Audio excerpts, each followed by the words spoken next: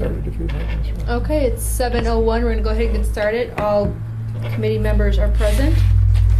We also have Leslie Jones. And I'm sorry, your name again? Carol Brooks. Carol Brooks. It's Carol Brooks. All right, Tom, the floor is yours. Okay. Have any comments from the public? Ms. Brooks? Yeah. Ms. Brooks. Leslie? I'm here as a student. So now you get like hours for coming here, or is this mandatory in your education? It's a class assignment.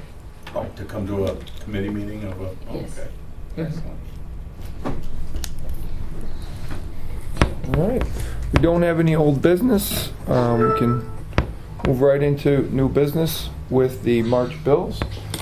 And I'll pull those up 1 second here.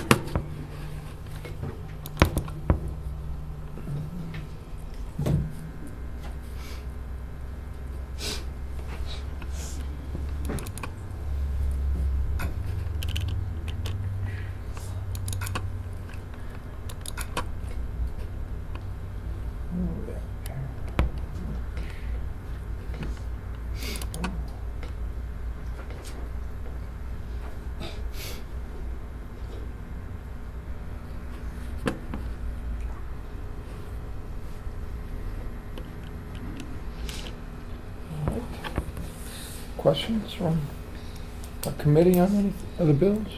One question, Tom. On page 28, the payment, I just want to review it to the treasurer. The Township treasurer? Yes, so it says first installment. Right. Would you just go over that again? Yeah, sure. The way this works, the payments work, it's based on the percentage of revenues for each of the districts that are comprised of the township treasurer's office. Okay. So based on our percentage, our portion of the bill is $196,000 for this installment. And then once all the interest is trued up and everything is finalized, we'll have another installment, a second one in the month of May. It's a much smaller installment than this one. And there's just two? There's two, correct, okay. for the year, yes. And it's the same for all the districts that are comprised in the treasurer's office. Okay, so Everybody's it's just yeah. right I the figured it same was way. something like that. I just Where do we wanted to fall review in it. there? Oh, we're the largest. Yeah. We're the only high school district. We're by far the largest.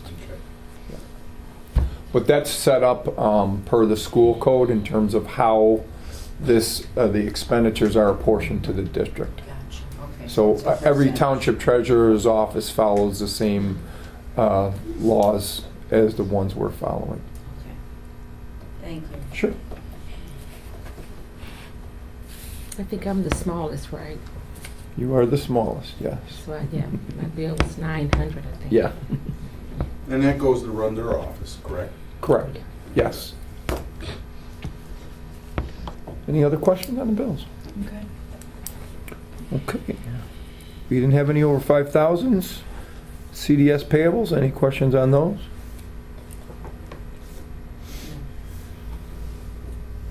Okay. The next item was the audit engagement agreement for our FY17 audit. Get to that 1 second. So the proposed fee for this year is $20,700. We've used this same audit firm, Matheson, Moisky, Austin, for the last 5 years. They've done a very good job for us in terms of the audit services that they provide. They proposed a fee increase of 1.9% over last year. And comparably, in terms of what audit fees for other high school districts are, our size, this is a significantly low cost for the district's audit. So my recommendation to the committee would be that we would again engage their services for our upcoming FY17 audit. No bidding on that? You can bid it out. You can do an RFP for it. We did one when these guys took over. We interviewed several This is the same company that the township treasurer utilizes, so because there's some redundancy in the work that they do for the 2 audits, our fees are considerably lower. Mhm. So we haven't talked about bidding it for this year. We haven't seen a need to do that. You know, like I said, the services and the quality of the audit that they've done have been very good, and their fees are, again, comparably a lot lower than other firms.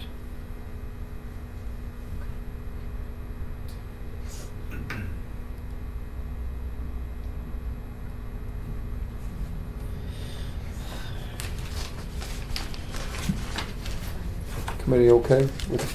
You know, I guess my only concern is, you said we've had these guys for 5 years now, correct? That's correct. My only concern would be transparency, maybe. You know, I know they're sworn to their oath and they have to do, you know, and I was reading all the stuff that went with it. But is there an issue of being hooked up, Tom, with an accountant like that for 4 or 5 years? Does it play into a same old situation where they get comfortable with saying, oh, okay, instead of them looking in depth? No, they're looking at the same, they're following the same audit regulations and standards as other auditors would Okay. be in terms of Okay. how they go in and review our accounts and review our books. So from a transparency standpoint, I don't think we can be more transparent.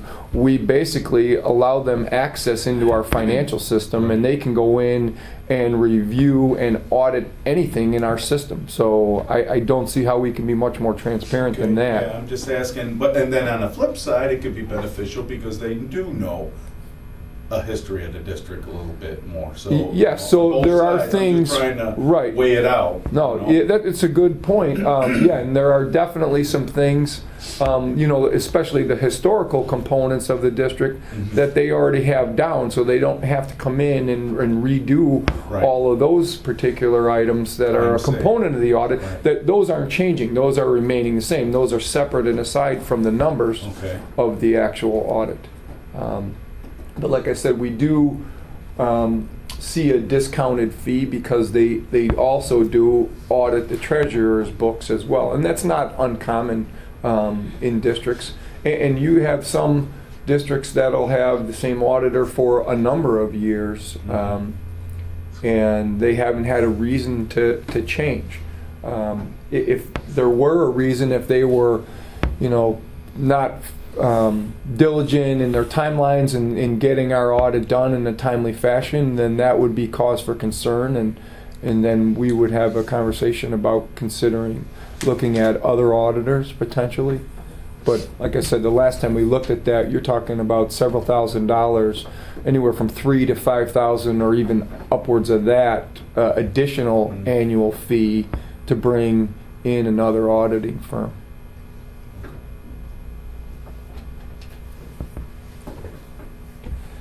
The other item was not on here, but I mentioned in an email today that we'd list that under other, so I just got that late Friday, and that was the property tax appeal for Midwest Asset. This is from a 2012 appeal, and our attorneys have negotiated a settlement. Initially, they were looking at assessing the market value at $4,081,232. That would have been a loss to us of over $48,000. The attorneys have negotiated that settlement down to bring that loss down to $12,300. So settling this out of court is going to save us approximately a little over $35,000. That's the attorney's recommendation that I would also suggest to the committee to recommend to the full board.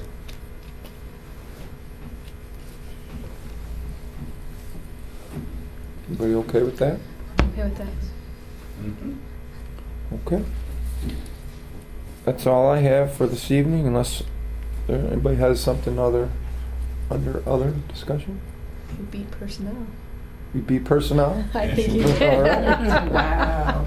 Okay, somebody set a new Came for a record. good one. stuff. Yeah. Usually it could be marathons, so. It can be, yes.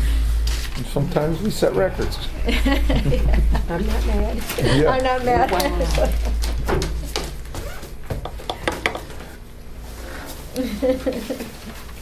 Mhm. Oh, I'm sorry, yes, we are going to go ahead and adjourn at 7:12 PM. Thank you very much. Okay. Thank you, everybody.